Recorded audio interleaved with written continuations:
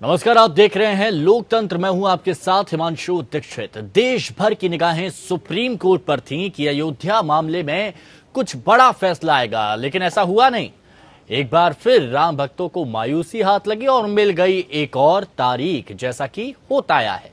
अयोध्या मामले की सुनवाई के लिए बनी बेंच से जस्टिस यूयू ललित के अलग हो जाने के बाद केस की सुनवाई को 29 जनवरी तक के लिए टाल दिया गया। बार बार सुनवाई टलने पर अयोध्या का संत समाज भड़का हुआ है। राम मंदिर न्यास के संत रामविलास वेदांती ने कहा कि वो इस मामले में जल्द से जल्द फैसला चाहते हैं। अब सवाल यहां पर यह है कि चुनाव से पहले अयोध्या पर फैसला नहीं आने से किसे नफा होगा और किसे नुकसान होगा। आइए समझने की कोशिश करते हैं इस रिपोर्ट के जरिए।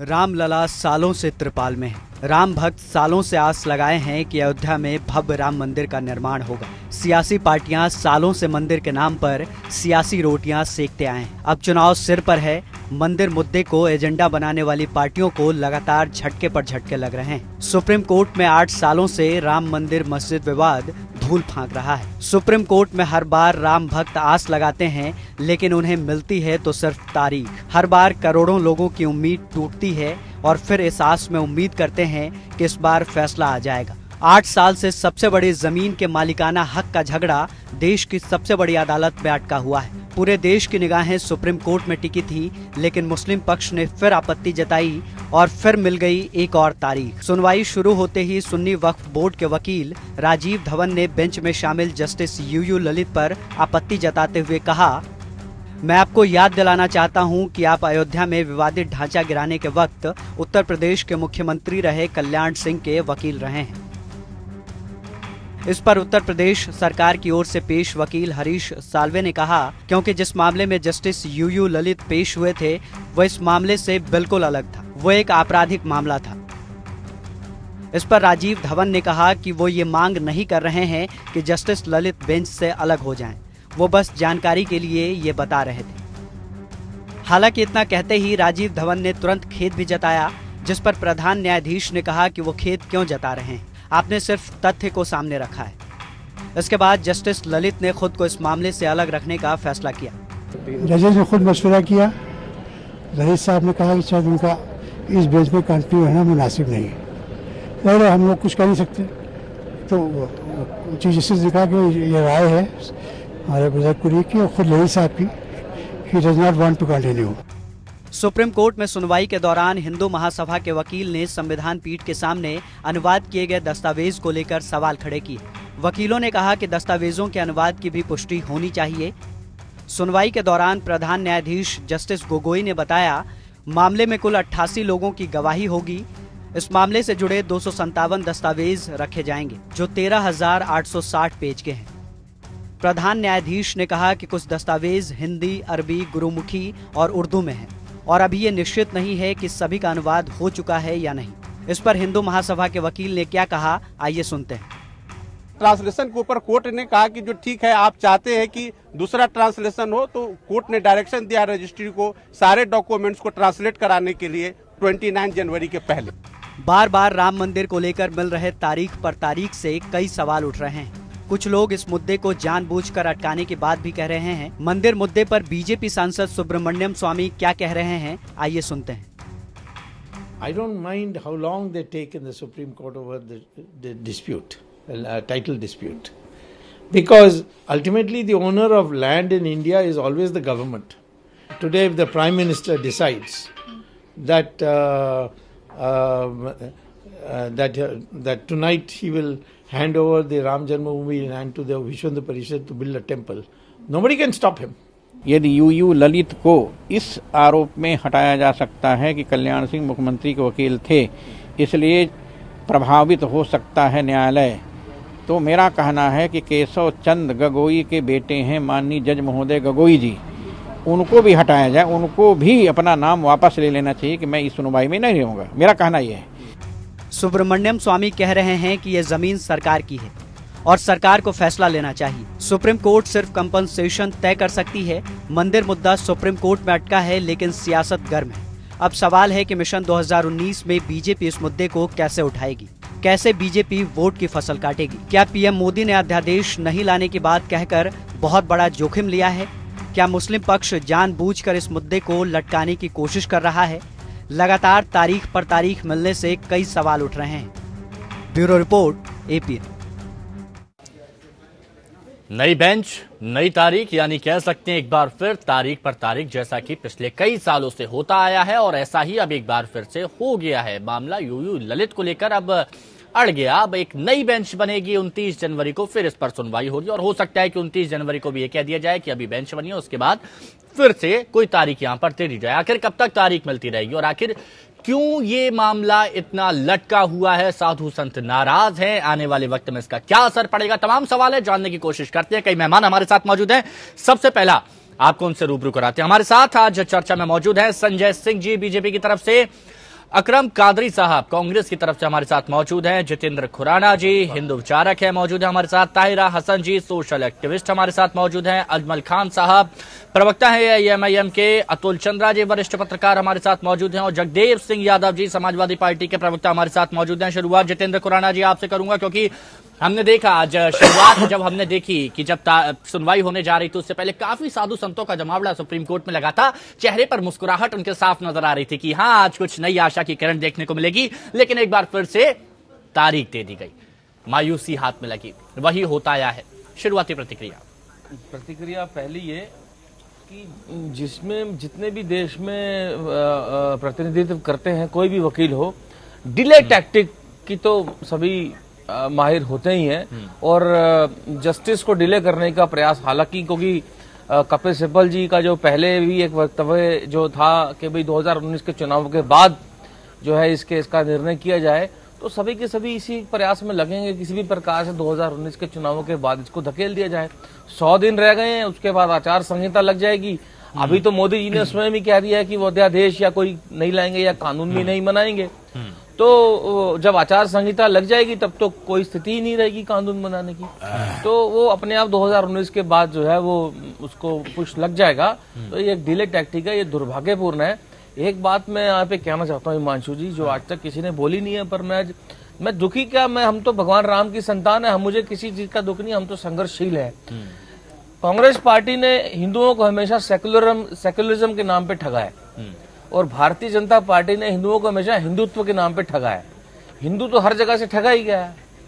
अगर ये जो हमारे वकील साहब कोई भी होंगे, 3-4 जज जो भी बैठेंगे, अरे ये तो किसी ना किसी के संतान तो होंगे और सबसे ऊपर तो भगवान राम की संतान है।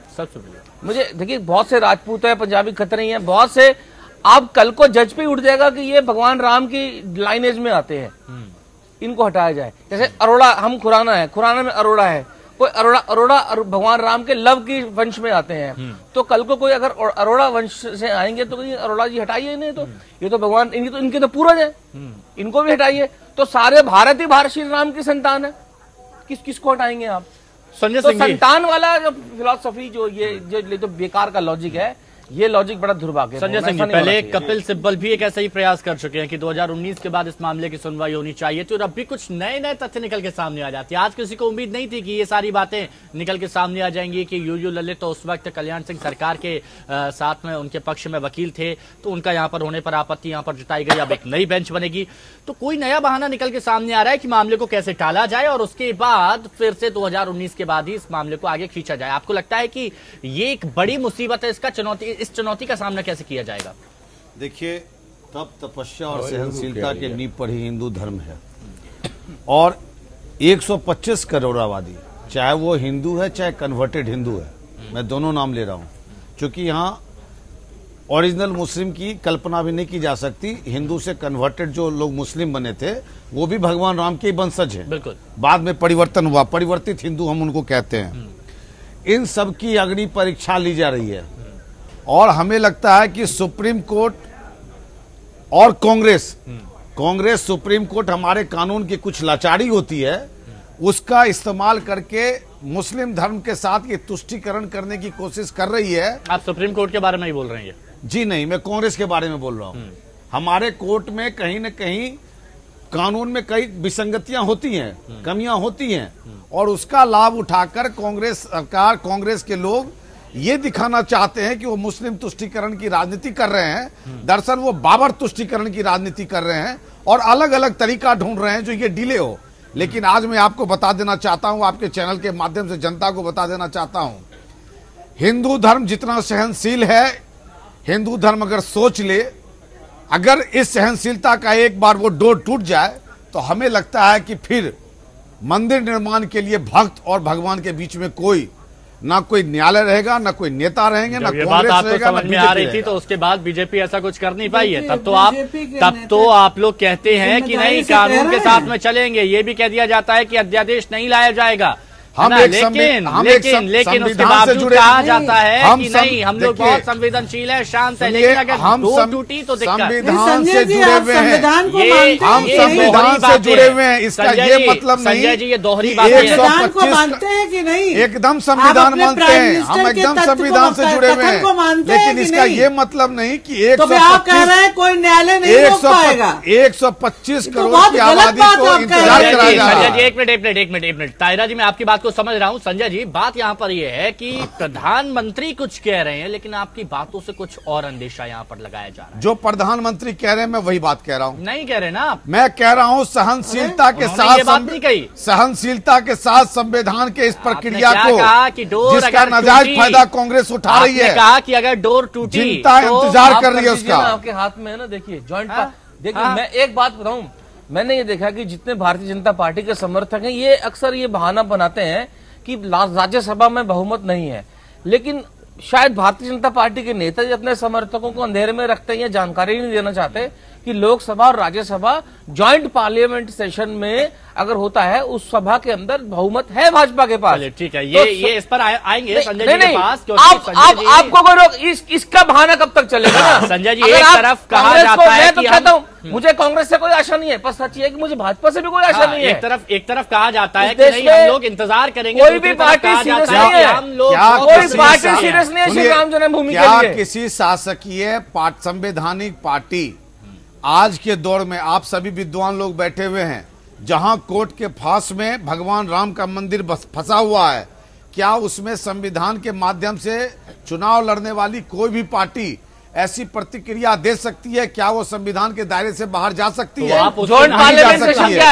आज आप अपनी बात, अगर कांग्रेस ज्वाइंट पार्लियामेंट के लिए तैयार होती, एक मिनट सुनिए, अरे सुनिए, कांग्रेस से पूछ के लाएंगे आप अपनी बातों में आपस रहे ना, यहाँ पर स्टैंड क्लियर नहीं हो पा रहा है, स्टैंड क्लियर नहीं हो पा रहा है। चलिए फिर आता हूँ, बाकी मेहमानों की भी एक कमेंट सबका ले लेता हूँ मैं। अकरम कादरी साहब, अब कांग्रेस तो यहाँ पर खुश हो रही होगी, ठीक है, मामला जैसे तैसे आगे बढ़ रहा है, बढ़ने दीजिए, कम से कम 2019 के बाद आए तो सब सही हो।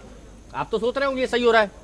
देखिए, कांग्रेस खुश नहीं हो रही, खुश बीजेपी हो रही है, इसलिए कि असल मुद्दों पे अब इलेक्शन नहीं हो रहा है, इलेक्शन हो रहा है हिंदू मुस्लिम का करना चाह रहा है ये, और उसमें ये कामयाब होते जा रहे हैं। कांग्रेस क्या कर रही है भाई? अरे अब मैं खामोश बैठा था, आप जरा सुन ले लेता हूँ सभी लोगों से, उसके बाद सुन लीजिए। अब जरा मैं खामोश बैठा था, सबर रखिए थोड़ा। कादरी साहब बोले, सुप्रीम कोर्ट की एक सम्मानीय है, आज जिस तरह सुप्रीम कोर्ट के बारे में कहा जा रहा है वो संविधान के हिसाब से चलता है सुप्रीम कोर्ट, लेकिन उसको धमकाया जा रहा है। आज साधु संतों के जो आरएसएस और बीजेपी के प्रायोजित हैं, उनके भाषण उठा के देखिए, वो चाहते क्या देश में गृहयुद्ध कराना चाहते हैं क्या? सुप्रीम कोर्ट अपने हिसाब से आप गृहयुद्ध क्यों अपने हिसाब से काम करेगा। मस्जिद पर आप गृहयुद्ध क्यों करेंगे? आप सुन लीजिए ना, आपको बोलने का मौका मिलेगा, आपको बोलने का मौका मिलेगा। समर्थन आप जो बात बोल रहे हो, मोदी जी ने क्यों नहीं अध्यादेश इस पर लाए? मोदी जी और अमित शाह ने। संजय जी, आपकी बात मैंने पूरी सुनी, उससे पहले आप लोगों की तरफ से मोदी जी अमित शाह अपने आप सब सुनते हैं, दूसरे की बात भी सुना करिए, थोड़ा सा रुकिए। अमित शाह जी को जब अपने आप को क्लीन चिट देनी थी तो यहाँ तक जज की हत्या तक करवा दी। आज ये बोल रहे हैं कि हम सुप्रीम कोर्ट के हिसाब से चलेंगे। लगा सकते नहीं, हकीकत आरोप जज लोहिया का हकीकत है। मुद्दे की बात करिए, देश लाए वो, मुद्दे की बात करिए। मैं बिल्कुल मुद्दे की बात कर रहा हूँ।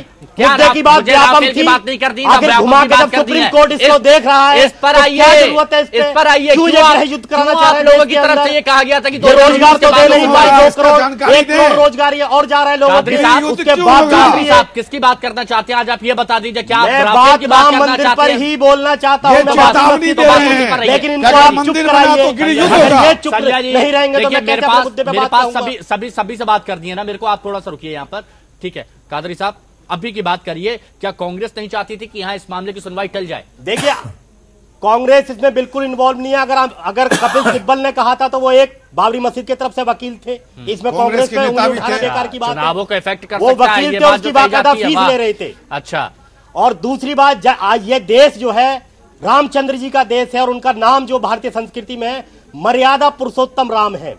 आज क्यों उनके मानने वाले, उनके नाम पे सरकारें बनाने वाले मर्यादाएं भूल जाते हैं? क्यों सुप्रीम कोर्ट की अवहेलना करते हैं? अच्छा, अगर सही मायनों में इंसाफ सुप्रीम हो कोर्ट तो की ये अवहेलना, तमाम लोग इनकी पार्टी की पर अगर आप लोग सुप्रीम कोर्ट की बात नहीं मान रहे, तब वो वाली बात सामने नहीं आती। हम तो मतलब बिल्कुल मान रहे हैं ना, हमने तो के हिसाब से याद करना है। यहाँ तक तमाम भारतवासी कह चुके हैं कि जो सुप्रीम कोर्ट आदेश देगा वो सबको मान्य होगा। सुप्रीम कोर्ट 15,000 प्रश्नों अजमल खान साहब भाषाओं के अंदर उसको ट्रांसलेशन, अजमल खान साहब कैसे जल्दबाजी हो सकती है? अजमल खान साहब, ये तर्क मेरे को समझ में नहीं आया कि यूयू ललित साहब उत्तर प्रदेश सरकार की तरफ से उस वक्त वकील थे, इसीलिए इस बात की आपत्ति यहां पर होगी। अब कोई ना कोई कहीं ना कहीं तो जुड़ा होगा ना, इतना सब वो करके हुए एक्सपीरियंस उनके पास रहा है, तो ये कौन सा एक नया शगुफा निकल के सामने आ गया, ये समझ में नहीं आया। ठीक समझ में नहीं आया, क्योंकि आपको लॉ से कोई लेना देना नहीं है। सेक्शन 24 सीपीसी क्लियर कहता है, अगर आप उसको पढ़ेंगे तो आप ये पाएंगे कि जो यू ललित ने किया वो भी ठीक किया, और जो ये फैक्ट बताया गया कोर्ट के सामने, ये चीफ मिनिस्टर साहब के वो वकील थे उस वक्त जब बाबरी मस्जिद ढहाई गई थी, और उसके बाद कंटेम्प्ट में उनको डिफेंड कर रहे थे, और ये मामला इसी जो मुकदमा चल रहा है फर्स्ट अपील के तौर पर उससे रिलेटेड है। तो बहुत ही लीगल बात हुई है सुप्रीम कोर्ट के अंदर, और जज साहब ने बहुत अच्छा किया जो अपने आप को उससे अलग कर लिया। होना ये चाहिए था कि जब यू ललित साहब को ये पता चला कि हमें इस बेंच में नॉमिनेट किया गया, तभी उन्हें चीफ जस्टिस को ये फैक्ट बता देना चाहिए था कि मैं कल्याण सिंह को as a chief minister defend कर चुका हूं कंटेम्प्ट में, लिहाजा मुझे इस बेंच में न रखा जाए। लेकिन उनकी तरफ से कहा गया था कि वो मामला उस वक्त अलग था। कैसे अलग था? देखिए, बाबरी मस्जिद का जो डिमोलिशन हुआ उस पे जो कंटेम्प्ट चला, स्टेटस को का आर्डर पे उस वक्त के चीफ मिनिस्टर कल्याण सिंह का एफिडेविट फाइल था कि मैं यहाँ कोई डिमोलिशन नहीं होने दूंगा, कुछ होने नहीं दूंगा, एज इट इज स्थिति बनाए रहूंगा, और वहां डिमोलिशन हो गया। उसके बाद उस पर कंटेम्प्ट हुआ। वही झगड़ा आज भी सुप्रीम कोर्ट में है फर्स्ट अपील के तौर पर।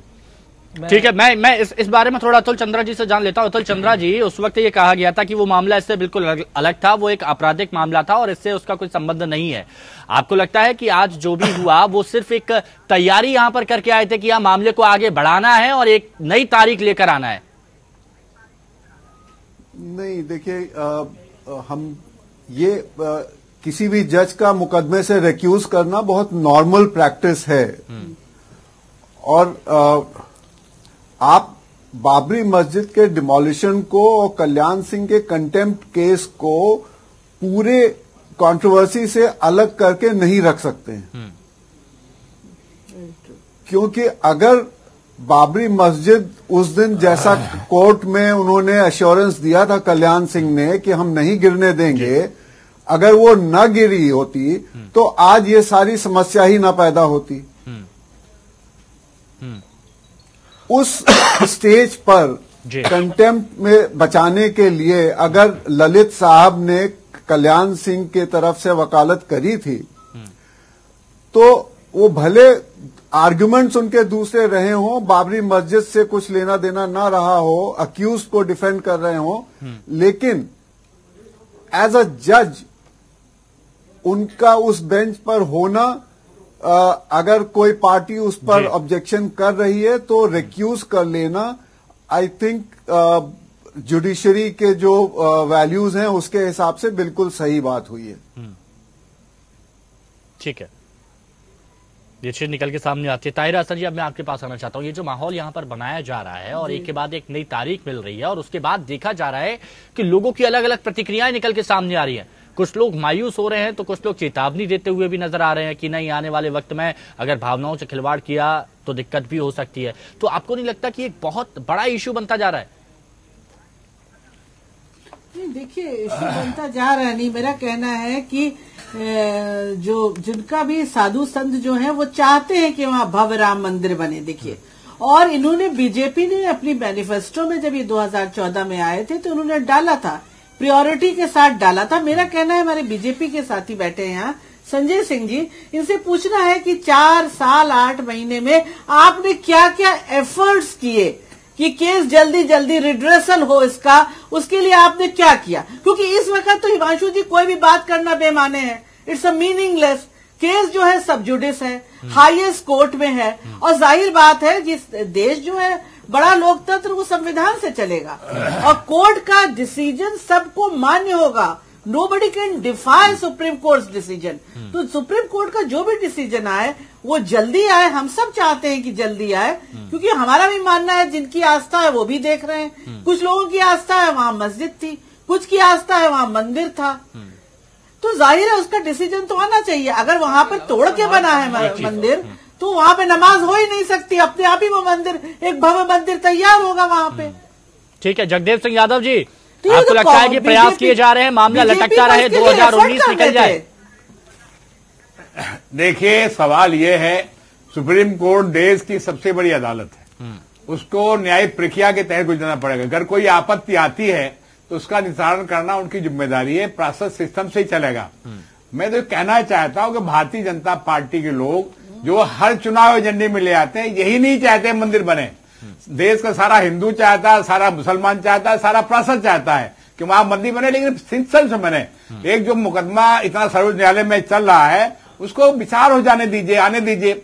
और 4.5 साल तो मौन तोड़ा नहीं, अब मोदी ने कह दिया साहब उसमें आना चाहिए।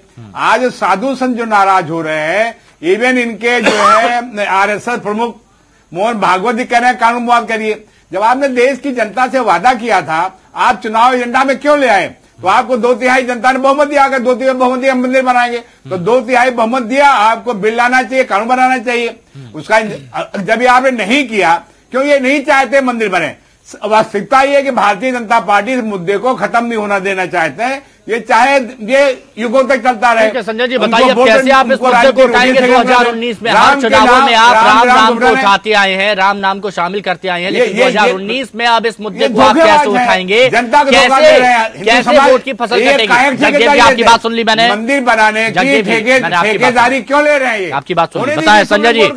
सब पालन करेंगे उसमें, मंदिर इनको हैदोबा क्यों मचाते हैं? ये भगवान राम का मंदिर बनाना हमारे चुनाव से इसका कोई वास्तविकता नहीं है। मैं इस बात को आपको बता देना चाहता हूं। अगर आप मैनिफेस्टो जैसा एक मिनट मुझे खत्म करने दीजिए। अभी हमारे सामने वकील साहिबान बैठी हुई हैं। हमारे मैनिफेस्टो में 2014 में साफ साफ अक्षरों में लिखा हुआ है कि कानूनी प्रक्रिया संवैधानिक तरीके से जो मंदिर बनाने में स्थिति पैदा होगी उस स्थिति के हिसाब से हम मंदिर का निर्माण करेंगे। ये हमारे मैनिफेस्टो में साफ साफ लिखा हुआ है, आप उसको पढ़ सकती हैं। तो अंडर लीगल कंसिडरेशन। सुब्रमण्यम बोलने दीजिए। संजय जी सुनिए, आप लोग अपनी बातें कहते रहेंगे, यहाँ पर आप जनता के सवालों का जवाब दीजिए। सुब्रमण्यम स्वामी इस बात को कहते हैं। तायरा जी, जगदेव जी क्या रुकिए। सुब्रमण्यम स्वामी कहते हैं ना कि सरकार को फैसला लेना चाहिए, सुप्रीम कोर्ट सिर्फ कंपेंसेशन तय कर सकती है।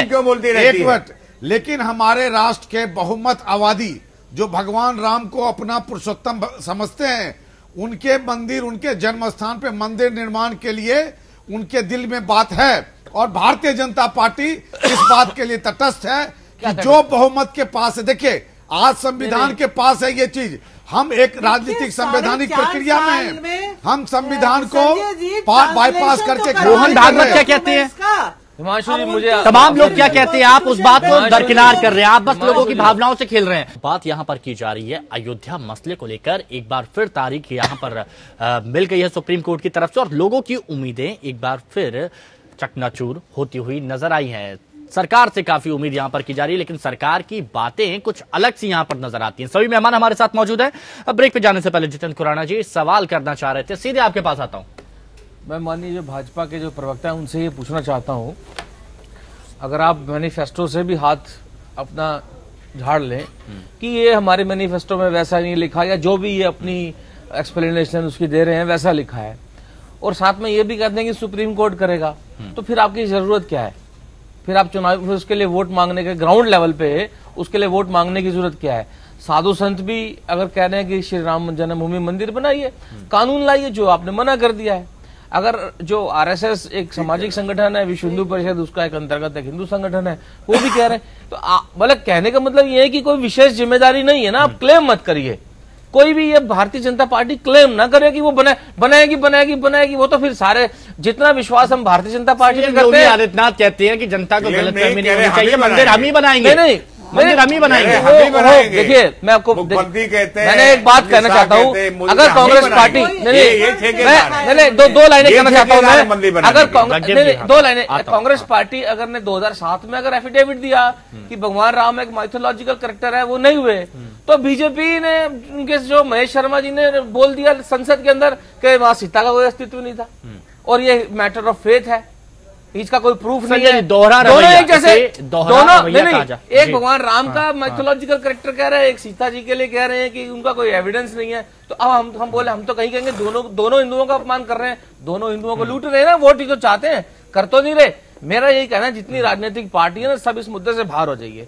हमारे जो शंकराचार्य हैं, परंपरा के जो 3 शंकराचार्य 4 पीठों पे हैं, असली शंकराचार्य, फर्जी में नहीं, फर्जी जिनको ये सब पार्टियां बुलाती है अपने मंचों पे, अपने चुनावी वोट के लिए, उनको बाहर करिए, उनका कोई अस्तित्व नहीं है। आप असली शंकराचार्य, पूजनीय शंकराचार्य, उनके नेतृत्व में 1 साल के, ठीक है, मैं यहाँ पर कुछ देर के लिए मैं यहाँ पर जितेंद्र जी कुछ देर के लिए आपको रोकना चाह रहा हूँ। और अकरम कादरी साहब, एक बार फिर मैं आपका रुख करूंगा, फिर सभी मेहमानों से हम बात करेंगे। अकरम कादरी साहब, एक बार फिर से मैं आपका रुख करूंगा। कांग्रेस की तरफ से जो बीच बीच में बयानबाजी यहाँ पर की जाती है, कभी भगवान राम को लेकर, कभी अयोध्या को लेकर, ये भी एक बड़ा विवाद खड़ा करता है, और ये आम लोगों को समझाता है कि अयोध्या को लेकर कांग्रेस का स्टैंड क्या है। आप मानते हैं इस बात को? देखिए, कांग्रेस को बदनाम करने की साजिश है, वरना राहुल जी अगर मंदिरों में जाएं तो इनको आपत्ति है, मंदिर में न जाएं तो आपत्ति है, ये इनका स्टैंड है। लेकिन मैं इनसे ही पूछना चाहता हूं कि आखिर मणिशंकर अय्यर के बारे में क्या बोलेंगे? राम मंदिर, आखिर राम मंदिर पे क्या बोलेंगे? इनका स्टैंड क्या है? 10,000 कमरे किस कमरे में पैदा हुए? ये क्या बयान था? डॉक्टर महेश शर्मा कहते हैं कि अच्छा, हमारे दामन के दाग तो सामने वाले दामन के दाग भी नहीं, वो आपके नहीं है, आप नहीं, मैं ये बात नहीं कर रहा हूँ, मैं बात यहाँ पर ये कर रहा हूँ, मैं ये बात नहीं कर रहा हूँ, मैं बात यहाँ पर ये कर रहा हूँ कि इस तरह से बयान कांग्रेस की तरफ से गाय के लिए ये लोग लड़ते हैं, गाय खाना इन लोगों ने मेघालय और लोगों को ये बात समझनी चाहिए कि जब भी बात की जाएगी इस सरकार से, जब भी बात की जाएगी कि आप जवाब दीजिए, तो उस वक्त जवाब आएगा कि उनने जवाब नहीं दिया था, तो हम जवाब यहाँ पर कैसे दे दें? कांग्रेस में लाखों कार्यकर्ता है सर, कौन गलत कर गया उसकी वो खमियाजा भुगतता है, वो उसकी माफी भी मांगता है। लाखों कार्यकर्ता, हर एक की जिम्मेदारी पार्टी नहीं ले सकती। पार्टी की अपनी आइडियोलॉजी ये है कि जो भारतीय संस्कृति है और जो भारत की आत्मा है धर्मनिरपेक्ष, उस पर हमारी पार्टी चलती है। लेकिन इनसे मैं ये पूछना चाहता हूं कि कल जब अंतर्राष्ट्रीय विश्व हिंदू परिषद मंदिर बनाने के लिए अयोध्या में जमा हुई, तो आपने लाठीचार्ज उन पे क्यों किया?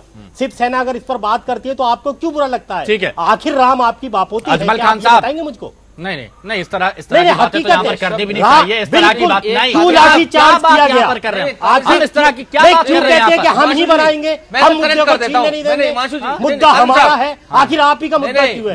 क्यों फिर भी बोलिए, आप बोलिए, फिर मैं आता हूँ अजमल खान साहब के पास। एक शब्द आपने ना गलत, राम हमारी ये आपने गलत बोला, आप कहिए विषय, आप विषय में बोलिए, ये मुद्दे को भगवान राम पे नहीं बोले, नहीं आप विषय को बोलिए, उनके नाम भगवान राम पे नहीं बोल सकते, आप गलत शब्द का प्रयोग गलत, इसलिए बोला गया कि राम भक्तों पे लाठी चार्ज इन्होंने अभी जस्ट 2 महीने पहले राम भक्तों की बड़ी याद आ रही है आज आपको, वो श्री मोदी के विरोध में बोलते हैं।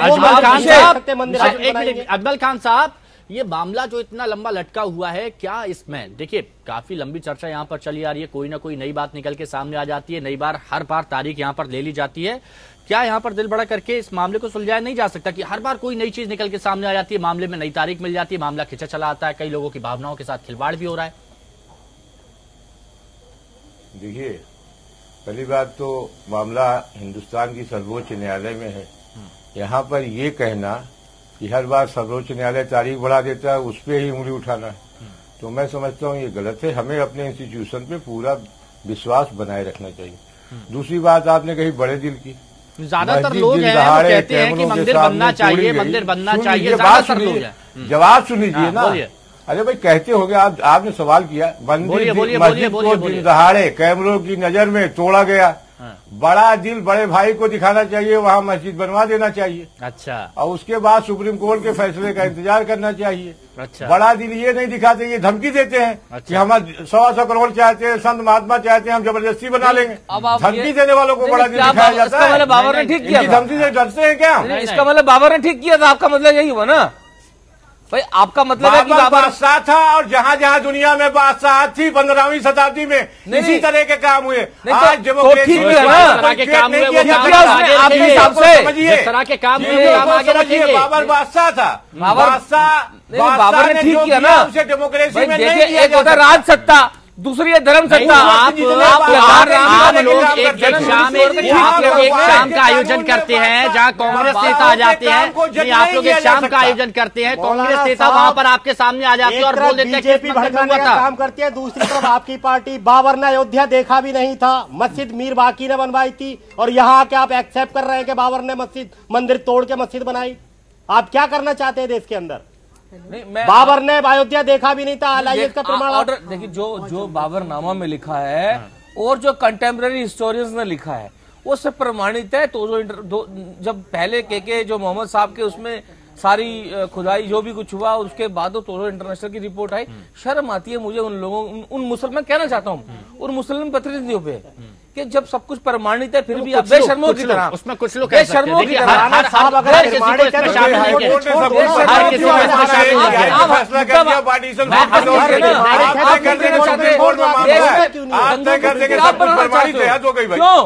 क्यों आपको शर्म नहीं आती? खुद सोचिए ना आप, क्या नहीं मिला आपको इस देश में? देश के भारत में जो भारत का मुसलमान है, आपका देश है जो हमें नहीं मिला। अरे सुनिए अजमल खान साहब, आपका तो है अजमल खान साहब। यहाँ पर जब मैं कांग्रेस को रोक सकता हूँ तो आपको भी रोक सकता हूँ। यहाँ पर जब मैं कांग्रेस को रोक सकता हूँ आपको भी रोक सकता हूँ। इस तरह की जो बातें आप कर रहे हैं ना, इस तरह की बातें करके बता रहे हैं ये। नहीं, अजमल खान साहब, हमारे बाप का देश तो शब्दों में थोड़ा सा संयम बरतिए, आपके बाप में कई बार से निकल, थोड़ा सा संयम बरतिए, थोड़ा सा संयम बरतिए। वो आपका संयम दिखता है हमें यहाँ पर, दिखता है हमें यहाँ पर। ये मेरा देश है, कोई देने वाला नहीं है। अच्छी बात है, बता रहे हैं आपको क्या नहीं मिला। बाप का देश, लेकिन आपके बाप के ऊपर कोई ना कोई बाहर निकलेगा। देखिए ये सारी ये छोटी छोटी बातें, इस तरह की बहस करने से कोई मतलब नहीं। इस तरह लेकिन आज विभाजन के बाद जो मुसलमान पाकिस्तान चले गए उनसे अपने आप तुलना कीजिए कितने गुना अच्छे हैं। इस तरह की बहस की कोई बात नहीं है। भारतीयता वाली जब बात की जाती है वहाँ पर लाभ वाली बात आ जाती है। ताहिरा संजय कुछ कह रही है, एक कमेंट लेना चाहूंगा। ताहिरा संजय कुछ कह रही है हमारे को, आप ताहिरा संजय कुछ कह रही है, एक बार आपने पंगा डाल रखा है। ताहिरा जी अपनी बात नहीं, देखिए पहली बात, कोई गलत शब्दों का इस्तेमाल ना करें। एकदम जी बोले। ताहिरा जी बोलिए। कहना है कि अगर ये साबित हो जाता है कि ये मंदिर तोड़ के बना था तो वहाँ नमाज जायज ही नहीं है, और ये बिल्कुल वहाँ पे मंदिर वैसे भी भव्य मंदिर बनना चाहिए। एक बात हुई थी कि मस्जिद भी बन जाए और मंदिर भी बन जाए, लेकिन जब ये सब जुडिस है केस, तो जाहिर अगर ये तय हो जाता है कि तोड़ के बना तो वहाँ नमाज कैसे होगी? हाईकोर्ट का नमाज होगी नहीं। ठीक है ताहिरा जी, लेकिन ये चीजें निकल के सामने आती है, उसके बाद आगे इस मामले को बढ़ा दिया जाए, फिर सुप्रीम कोर्ट में मामला पहुंचे, फिर हर बार कोई नई चीज निकल के सामने आ जाती है। तारीखों पर तारीख मैं कह रही हूँ ना, बीजेपी ने खड़ा बनाएगा मंदिर, उनका ट्रांसलेशन तक नहीं हुआ है। रामलला विराजमान जो पार्टी है वो सारे सामने आते हैं और उसके बाद पार्टी नहीं बनाएगी। सारी चीजें निकल के सामने आती हैं, सारी चीजें निकल के सामने आती हैं। हाईकोर्ट की तरफ से अपनी बात यहाँ पर कही जाती है। मुस्लिम भाई भी मानते हैं कि हाँ ठीक है वहाँ पर राम मंदिर बनना चाहिए। उसके बाद अजमल खान साहब यहाँ पर बोलते हैं कि नहीं, बड़ा दिल करिए मस्जिद बनवा दीजिए वहाँ पर। उसके बाद अजमल खान साहब बोलते हैं नहीं, बड़ा दिल करिए यहाँ पर बनवा दीजिए मस्जिद।